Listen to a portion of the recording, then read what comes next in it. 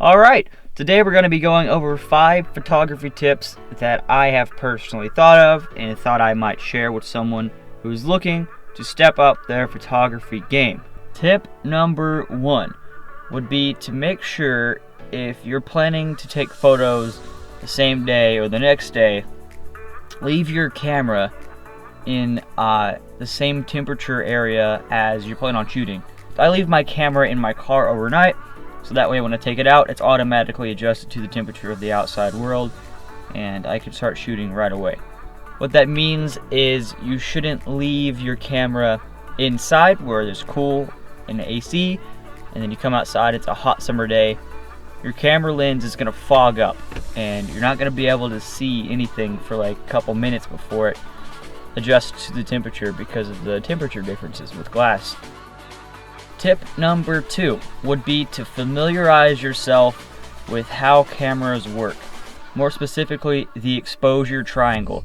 What the exposure triangle consists of is the ISO, shutter speed, and aperture. You need to know what each of those do individually and how they all work together.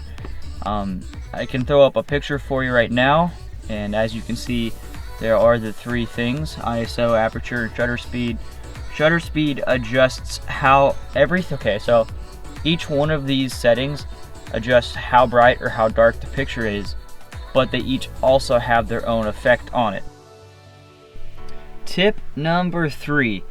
When you are shooting an object, for me, I don't really take pictures of a lot of people, but when you are taking pictures of landscapes or objects, I can speak on that. Most people take pictures of one object in one angle, maybe 3 angles of it at the most, 3 different points of perspective, and they're like, yep, I got a good picture. But a good tip, if you really want to take your photography to the next level, would be to take a picture of the same thing at least 10 different ways.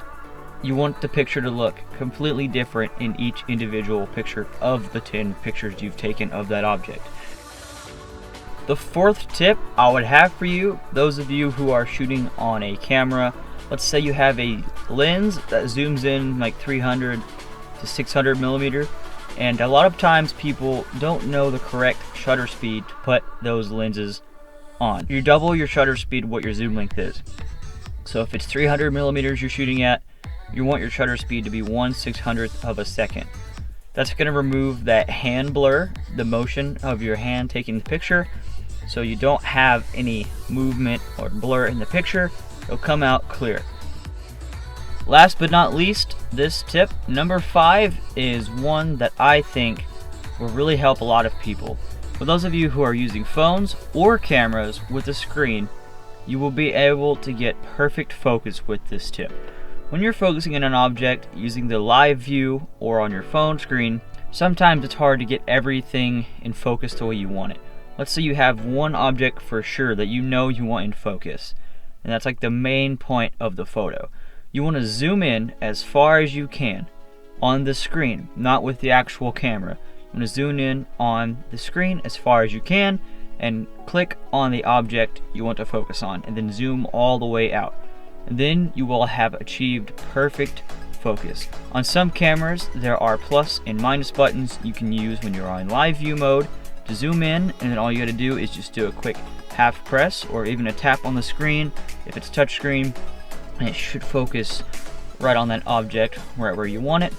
And zoom out, take the picture, and you will have perfect focus. So that has been it. If you have any photography related questions, or if you thought this video was good, hit the like button, leave a comment below, and also don't forget to subscribe if you are new to this channel and you haven't heard of me before. Okay, bye.